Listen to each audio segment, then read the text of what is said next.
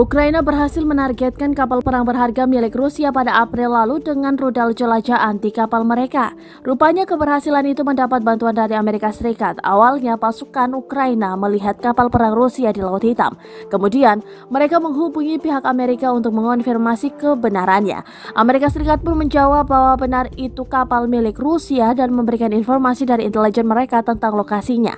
Hal ini disampaikan oleh seorang sumber kepada CNN Kamis 5 Mei 2022. Namun, tidak diketahui apakah Amerika Serikat tahu Ukraina hendak menyerang kapal itu dan ada keterlibatan Amerika Serikat dalam aksi penyerangan.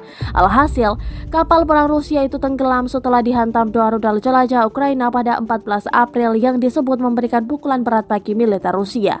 Cerita ini pertama kali disampaikan oleh NBC News yang menandakan sikap pemerintahan Joe Biden yang semakin condong ke depan dalam membantu Ukraina melalui intelijennya. Disebut-sebut, hal ini merupakan perubahan kebijakan yang lebih luas untuk membantu Ukraina mengalahkan Rusia dan melemahkan militernya.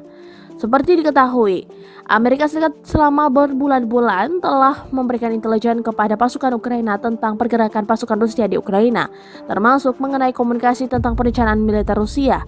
Hal ini memberi keuntungan bagi Ukraina untuk menyadari kemungkinan mereka lebih memahami ancaman yang ditimbulkan oleh kapal-kapal Rusia di Laut Hitam.